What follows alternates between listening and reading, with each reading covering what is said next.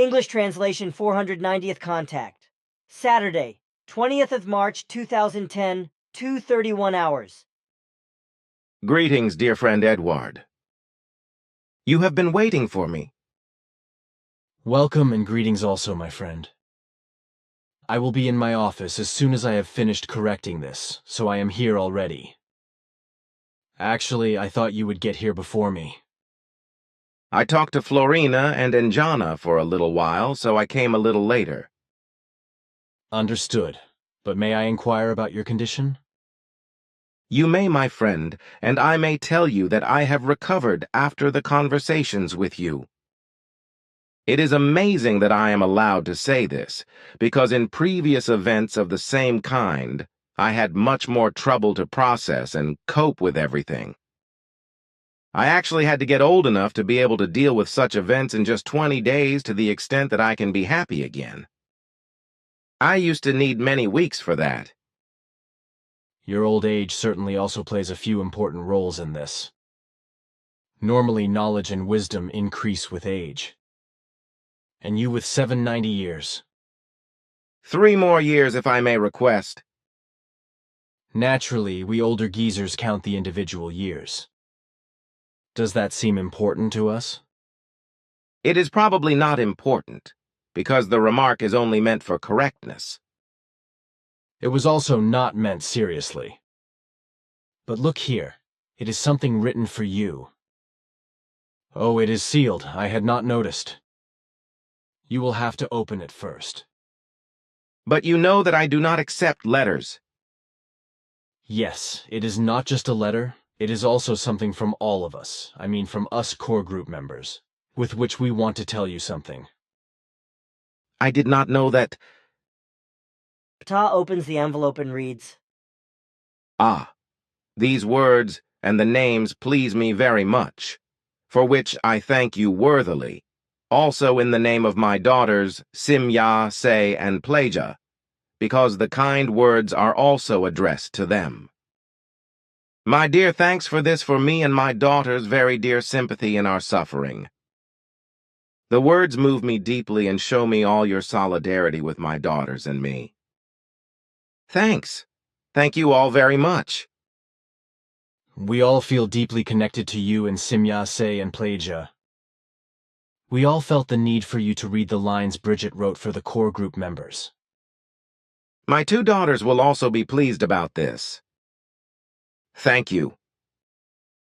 Please give my love to both of them.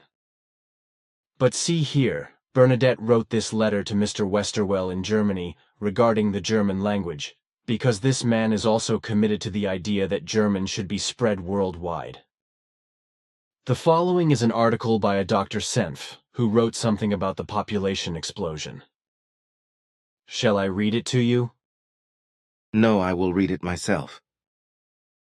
Historical Roots of the Population Explosion from the book by Bernd Senf, Die Wiederentdeckung des Lebendigen, Omega Verlag, www. Omega Verlag. De Bernd Senf, Bernd Senf. De. I would like to refer to another problem related to underdevelopment: misery, hunger, and violence, which has escalated and continues to escalate, and has contributed and continues to contribute significantly to the burial of the living, the population explosion. If we compare the accelerated growth of the world's population with other growth processes that occur in nature, we must conclude that it is completely unnatural growth. Everywhere in nature, growth processes take place organically. A single organism, including us human beings, initially grows with accelerated exponential growth.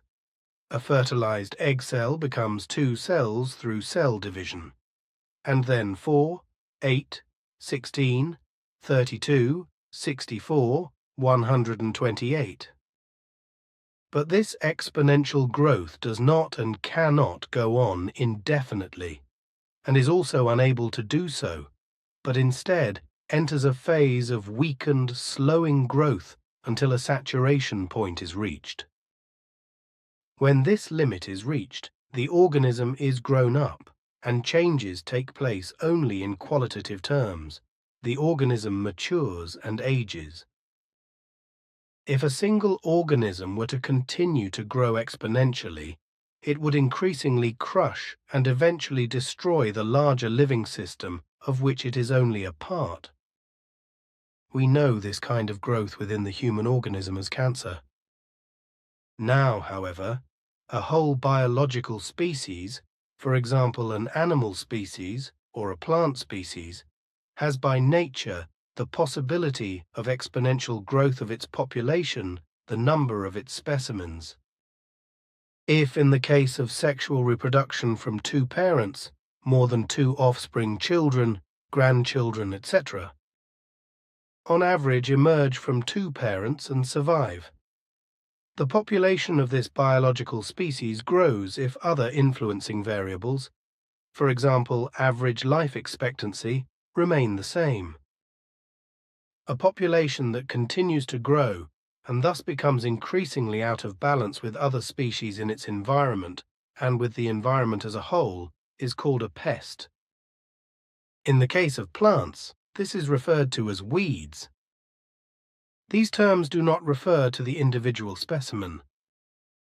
It can be a useful animal or, for example, a medicinal plant.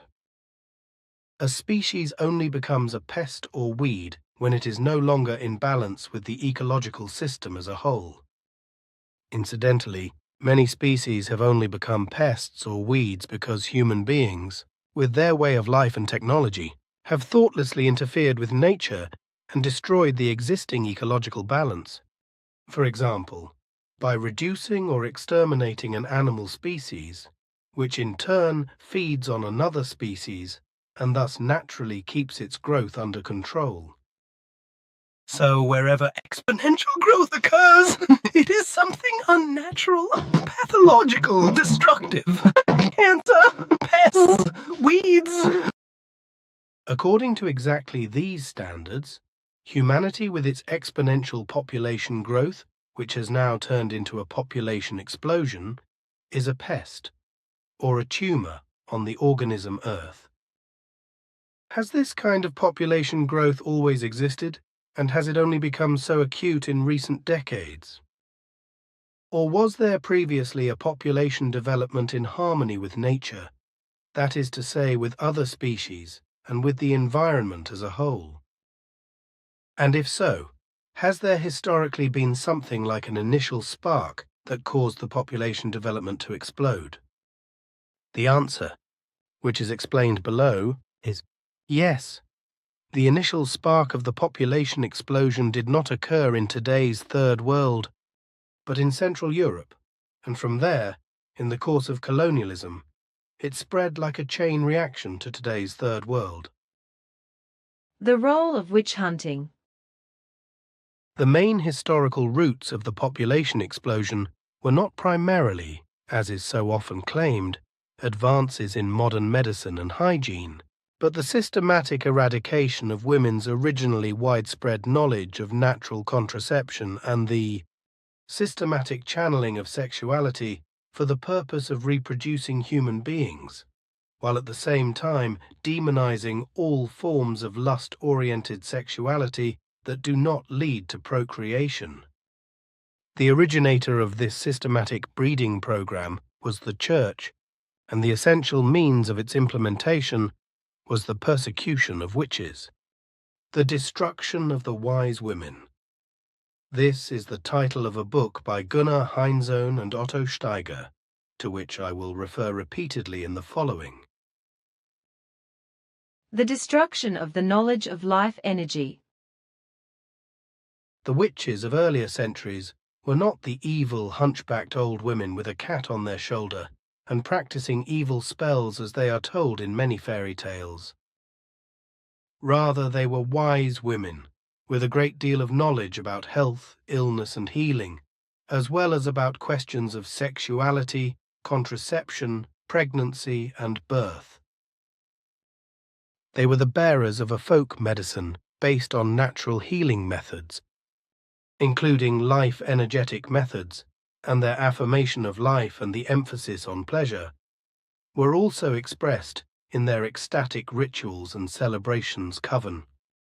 The witches felt connected to the flowing life energy within themselves, often had a strong sexual charisma, could connect with the cosmic energy which they called the Great Goddess, could let this energy flow through them and have a healing effect on others. They lived a form of spirituality that had not been possible in the frozen and male-dominated structures of the Church for centuries. The transmission or application of all this wisdom enabled women to decide about their bodies, about procreation, about pregnancy and birth, and to conceive or bear children only when they also wanted to. And the will to do so also depended on whether the child could be expected to have a sufficient material basis of existence and a life worthy of human beings. If there were no prospects in this respect, but only hunger, poverty, exploitation, oppression, then the women had little motivation to bring children into the world. And the witches knew how to prevent or avoid this when it was not desired. So there was knowledge, spread all over the world, by the way, of the effectiveness of certain plants which, for example, processed into tea and administered to women, prevented conception for several years. DeMeo has also compiled interesting historical and ethnological material on this subject. In this way, women were able to live out their sexuality without the constant fear of unwanted pregnancy. In Europe, this knowledge had already been taboo in the Middle Ages under the influence of the Church and had been pushed underground, where it was guarded by witches and passed on to other women again and again. What interest did the Church have in finally eradicating this knowledge completely?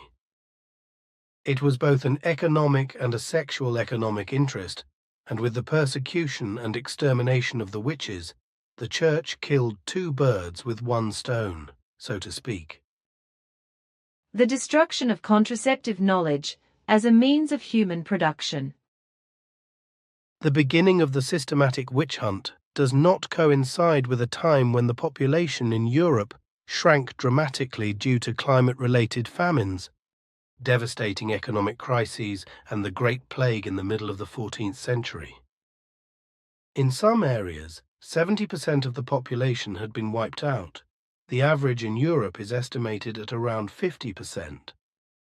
As a result, the number of serf farmers and the additional product they produced, the basis for the levy on the feudal lords, had also fallen dramatically, and with it, the source of wealth for the nobility. In some places, this source of wealth threatened to dry up completely, and this also caused the basis of the social power and rule of the nobility to falter more and more. On the one hand, the nobility tried to reduce their loss of wealth by increasing taxes and pressure on the peasants in bondage. On the other hand, this was precisely what provoked more and more resistance on the part of the peasants, which resulted in peasant revolts. Under such devastating economic circumstances, rural women were less and less inclined to give birth to children. Now, the biggest landowner at that time was the Church, which saw its economic power dwindling more and more. Large landowners without a rural population, who work the land as serfs, no longer produce wealth. So the Church superiors came up with a strategy of how they could get or force women to give birth to as many children as possible in order to produce population growth and regenerate the source of exploitation of human labor in the countryside. The reduction of sexuality to human breeding. From these considerations, the so-called Witches' Bull of Pope Innocent VIII, the canonical legal basis for the persecution of witches, was created in 1484. It was followed in 1487 by the official legal commentary of the Witch Bull, the so-called Witch Hammer, of the two Dominican friars, Sprenger and Institoris. From both documents, the direction and the actual purpose of the witch hunt are unmistakable.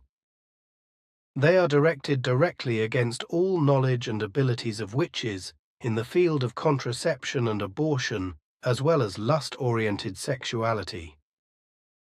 The application and passing on of such knowledge was criminalized and punished with death. The destruction of contraceptive knowledge alone would not have guaranteed stronger offspring. To achieve this goal, sexuality in its manifold forms of expression and experience was also reduced to heterosexual intercourse between spouses. All other forms of sexuality that did not lead to the breeding of offspring were declared fornication and also punishable by death. The corresponding laws were later also adopted by the state, that is to say, by the emperor, and with the expansion of his dominion, the persecution of witches then spread throughout Europe. That the feudal state had the same interest as the church in this respect is evident from the above. But also with the dissolution of feudalism and the development of capitalism, the new ruling class, the bourgeoisie, initially had a great interest in a growing population. In order to create a growing number of wage earners with correspondingly falling wages, as well as a growing number of cheap soldiers for their colonial conquests.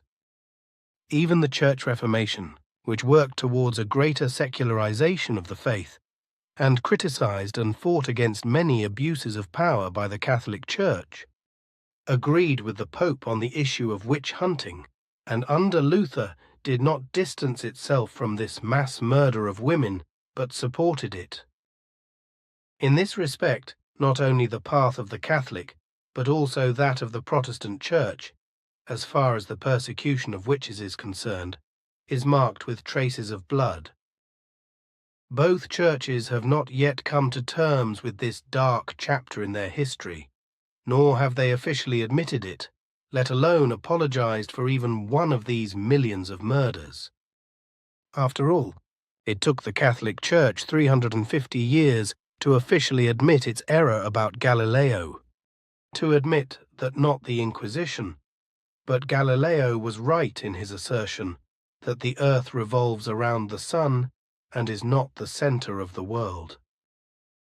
How long do you think it will take until the churches will admit their guilt about the Holocaust to the witches and until they will be officially rehabilitated? Church Inquisition, torture and mass murder. To convict the witches for their alleged crimes, they first had to be identified as witches. Accordingly, the Inquisition sent an army of men across the country who called on the population to spy and denounce them, and paid a bounty for every report of a witch. The denunciation of women as alleged witches thus became a flourishing business for many.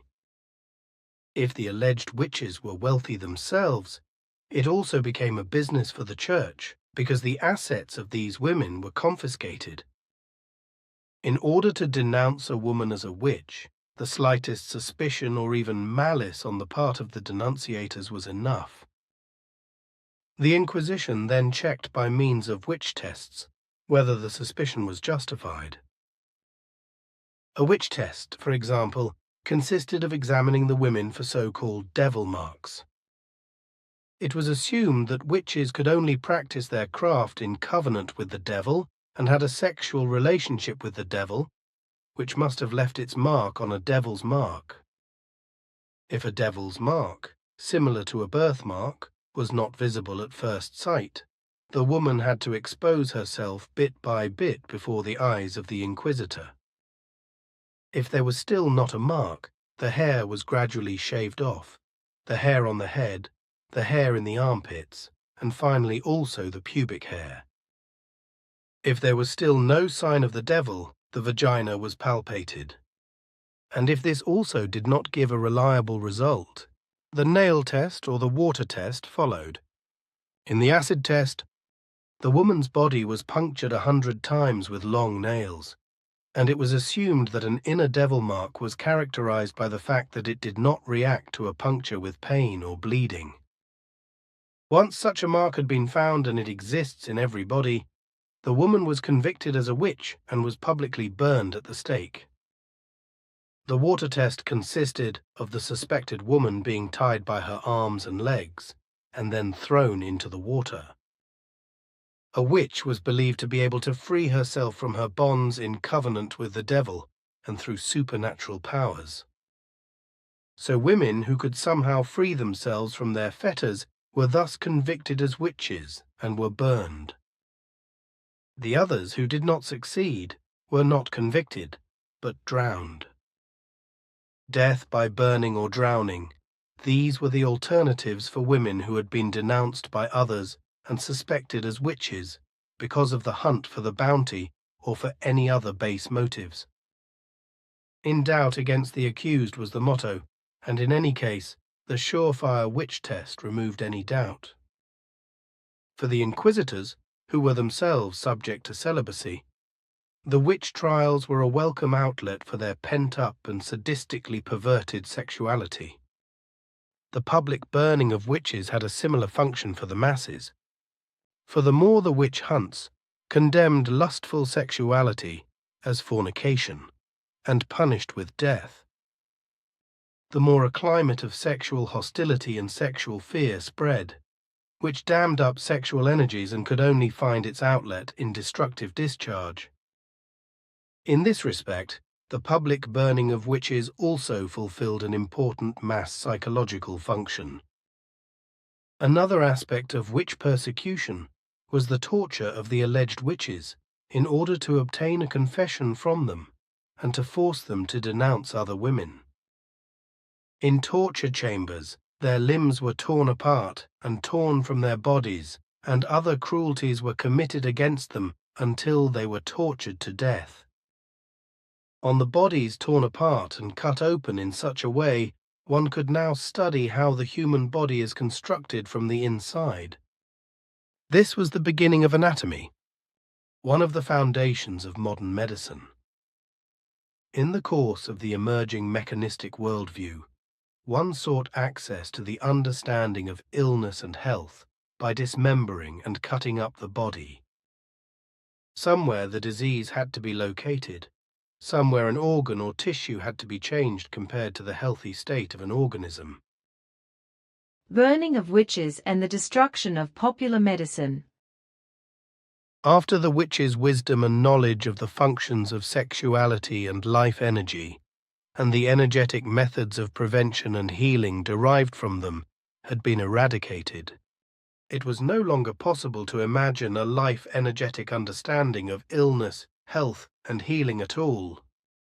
In accordance with the mechanistic understanding of nature, they looked for any parts that were no longer intact and, like a broken machine, needed to be repaired, or for material pathogens as the alleged sole cause of the disease, which then had to be identified, fought, and killed.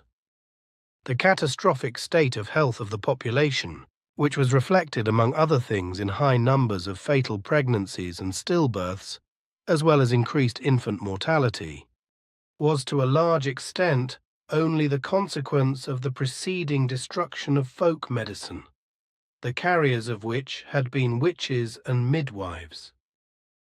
With the extermination of witches and midwives, antenatal care and obstetrics were increasingly transferred to men and eventually became their domain. Women were completely pushed out of this activity or relegated to subordinate auxiliary services. The men, however, had not the slightest idea of the natural functions of female sexuality, of pregnancy and birth, and now tried to reduce their deficit by dissecting female bodies. It is understandable that, as a result of this type of medicine, diseases first became more frequent. G. Complications at the puerperium due to unsterile cutting during birth, and that the sterilization of medical instruments, on the other hand, represented a major advance. However, as long as pregnancy and birth had been cared for by the witches, midwives with their completely different understanding of female functions, the support of natural self-regulation of the female body, as well as the application of life-energetic healing methods and other natural remedies, such complications could hardly have occurred. But once the natural self-regulation is destroyed, even its destroyer can still offer itself as a great savior and helper, because the victim is ultimately dependent on its help and is also grateful for it.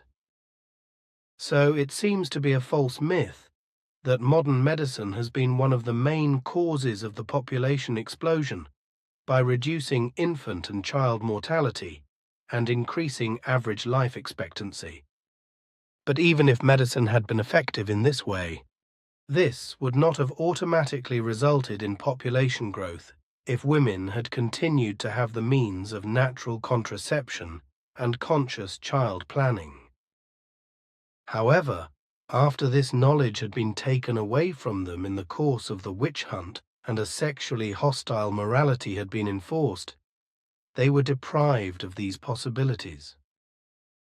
Witch persecution and population development. The result of this targeted strategy of church and state to increase human production was not long in coming. Although the witch hunt led to millions of victims among the women, it also drove the average number of children of the surviving women so high that an exponential population growth was initiated. So this is where the historical roots lie. This is where the population explosion began, and not, at least not primarily, in the achievements of modern medicine. The ruling classes in Europe were initially only pleased with this development because the sources of exploitation were once again abundant, and their wealth was thus increased. For the nobility, an increase in the number of peasants in bondage, and a renewed increase in the additional product they earned and were forced to pay. For the bourgeoisie or the capitalists, an increase in the number of wage earners, and thus the coverage of the growing demand for labor or the need for soldiers for the upcoming conquest campaigns of colonialism. A certain surplus of labor was also in their interest because it pushed down wages and thus increased profits. However, with the development of capitalism, the population development in Europe went beyond the original goal of the ruling classes. In connection with the original accumulation and uprooting of masses of people from their previous livelihoods, there was such overpopulation in relation to jobs that the problems of social misery were eradicated by force, with the aforementioned mass murders of unemployed people who wanted to ensure their survival as beggars, thieves, or vagabonds. However, anti-sexual morality and the destruction of contraceptive knowledge were now so deeply rooted in society that, despite overpopulation in early capitalism and high capitalism, there were not any substantial sexual reforms until the mid-20th century. On the other hand, the overpressure of population growth forced waves of emigration to the rest of the world, which had to be discovered and conquered. In this way, many escaped the threat of hunger and violence in Europe and found a new perspective on life. In this respect, the distant countries were no longer only interesting for trade, but also as settlement areas for European emigrants. From this point of view, colonialism was also an outlet for solving the pressure of problems in capitalist Europe. Since human beings of other races, cultures and skin colors lived in these countries, an ideology of domination was needed that justified subjugating, exploiting these human beings, and to break their resistance with force if necessary. Only the whites from Europe were considered human beings. The others were subhumans, comparable to animals that had to be subjugated or slaughtered. The Church gave its blessing to all the genocides and enslavement, to all the destruction of foreign cultures, traditions, and religions, and sent its missionaries out into the world to pave the way for colonization and to provide ideological security. By destroying still existing natural religions and sex-affirming ways of life, which were fought against as pagan and immoral, she also destroyed the still existing knowledge and the willingness and ability for conscious child planning. the Pope still travels to the Third World and declares contraception a cardinal sin. This is not the first time that the Catholic Church is complicit in unbelievable human misery, and consoles its faithful to a better hereafter, if they only believe in the God of the Church and submit to their fate. Like other patriarchal religions that emerged in the last 6,000 years after the origin of violence, the faith of the Roman Catholic Church is also deeply masochistic. Suffering and submission instead of lust, joy of life and self-confident development. Instead of perceiving and allowing the divine figu note, the creative in oneself and in nature, to flow as sexuality and creativity, and to feel connected to all living and loving in the same cosmic life energy. In the patriarchal and sex-hostile religions, the divine is buried in one's own body and split off and projected into the hereafter as a punishing God to whom one must submit. The spirituality of witches and other natural religions, which included a direct sensual experience of the divine in one's own body, had to be destroyed by the Church for this reason. The trust in one's own power, the sensual experience of the healing and loving power of the life energy in oneself, in connection with other human beings and nature as a whole, made any belief in a God in the hereafter or in his supposed representatives on earth obsolete.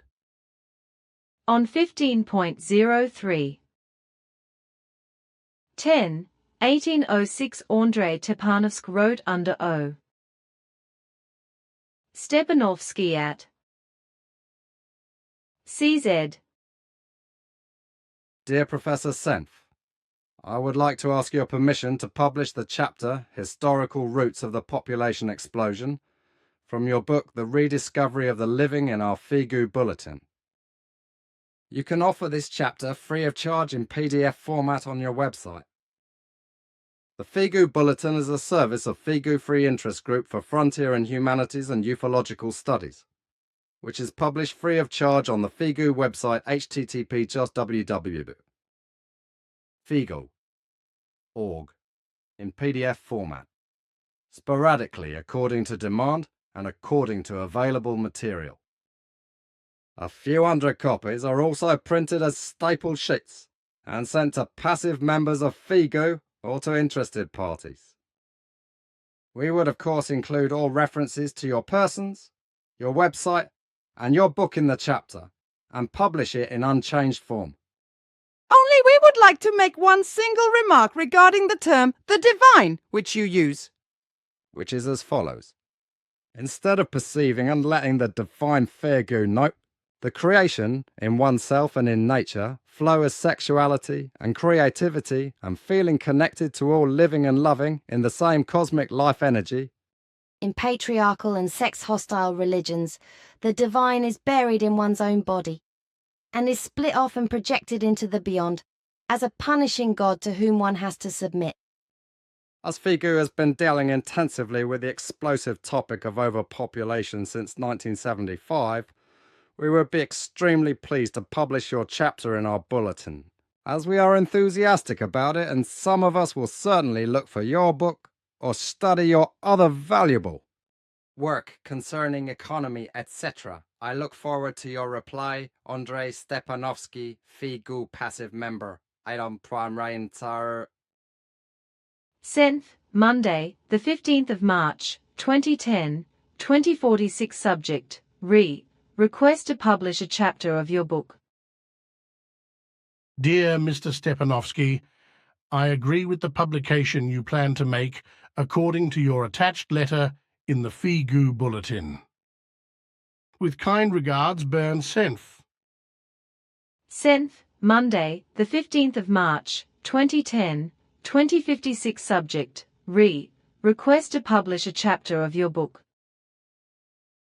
Dear Mr. Senf, thank you very much for your affirmative answer. After the bulletin with your chapter has been published, I will send it to you by email as an attachment. If you do not wish to receive it, you can tell me. Good luck in your work, Andrei Stepanovsky. I think the letter and the article are good. Both topics should be raised and spread more, because they present things the way they really are. You should also publish both in a bulletin. That is also what I have in mind. Yes, Mr. Senf has given us permission to publish his article in a bulletin. But see here, this is the version that we want to put in front of all translated books and brochures. What do you think?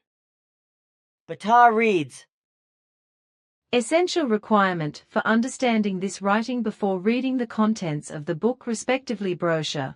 The following text is to be studied thoroughly and carefully.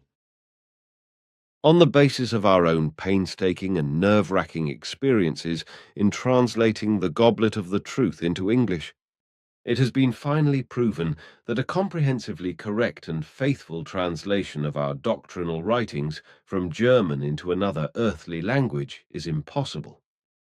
Since our Pleiadian friends have come to the same conclusion, on the basis of their own investigations by their linguists, FIGU Switzerland Mother Center does not translate any other books into foreign languages except the Goblet of the Truth. We concentrate on the preservation and distribution of the original texts. We do not take responsibility for the misunderstandings and mistranslations that inevitably arise from translations. However, we, Billy Eduard A. Meyer, Billy Eduard Albert Meyer, and FIGU Switzerland do allow translations of our books and small type into foreign languages. The following conditions must be observed. If a person or a group wants to translate a book or a text with the intention of a publication in printed or electronic form, they must first clarify the situation with FIGU Switzerland. The copyright and the license of a work remain in any case unrestricted with Billy Eduard Albert Meyer or FIGU Switzerland. Before a translation, a written permission must be obtained from Billy Eduard Albert Meyer or FIGU Switzerland, and depending on the case, a contract must be concluded. The translation must be done directly from the original German text. The persons or grouping concerned is responsible for ensuring the best possible translation.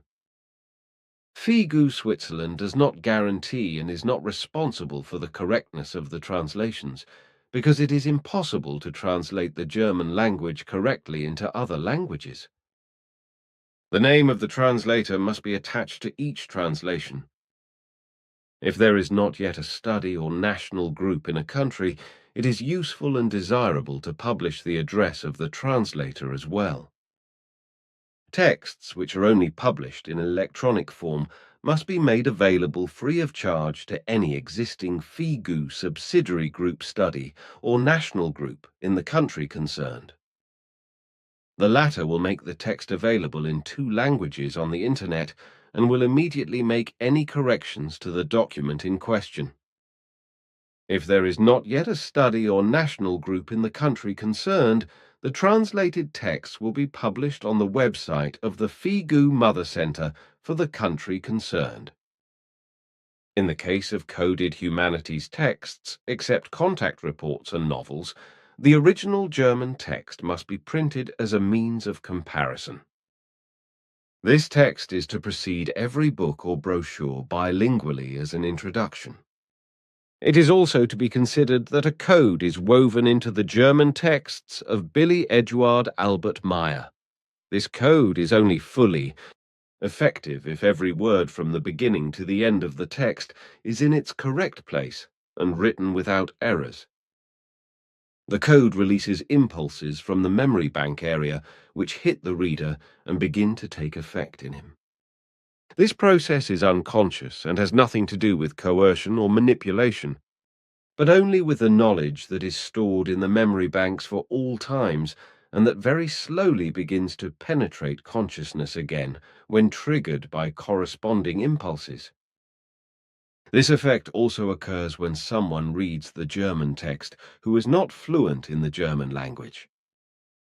It is not important whether the text is spoken softly or loudly or only read. The German language originates from the Old Lyranian, and interestingly enough, it has exactly the same number of letters per word. Example, Sahlomi Gamnan ben Urda. Peace be upon the earth.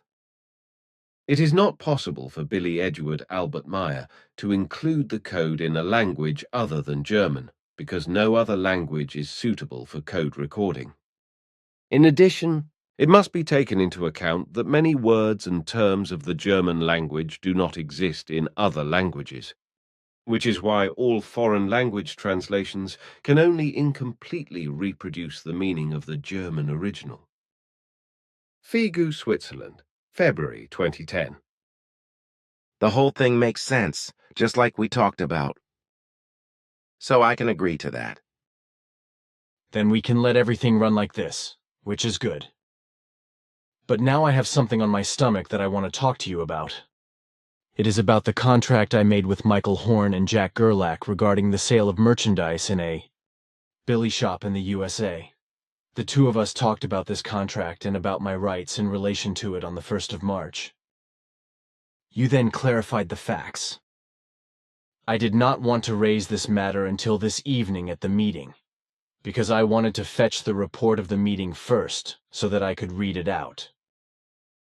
Unfortunately, things went wrong when Jose Barreto became involved, because this enthusiast interfered in a very negative way when he heard about the matter on the internet. Unfortunately, this then spread to the members of Figu Siai, and as a result, unpleasantness arose. I am very embarrassed about what happened, and it is painful for me, which is why I also want to discuss and clarify this matter at the meeting this evening. But there is also another thing that I want to bring up and clarify before the group. It concerns interference in private matters concerning Hans-Georg, which is based on telephone calls from outside and observations by people foreign to Figu Chi, but which has also made waves in the core group and the passive group. These are things that are not the business of Figu members or strangers. The thing is, The whole thing really corresponds to a private matter that only concerns Hans-Georg and must also remain his business, just as you say. It is not acceptable that someone interferes in his private affairs. And so, in this respect, I am glad that you are taking care of the matter at your own discretion and that you are clarifying everything. The second matter which you also mentioned does indeed require your intervention in order to clarify everything. And I have no doubt that you know how to handle the whole of these two matters correctly. However, it is still necessary for me to follow the matter at your meeting tonight, where Florina and Injana will also be present. We will record everything and later discuss what has been recorded with all those who work with us. Afterwards, I will visit you again next week to inform you of our findings. good, but I will not say anything about that. Only be careful to say that all talking should be done deliberately and correctly. That is your decision, but I think it is correct. But now, my friend, I still have some work to do with Florina and Injana, after which I will follow and record your conversations together with them in the evening at your meeting. After that, we will meet again next week, when we have all made up our minds about everything, and I can bring you the results.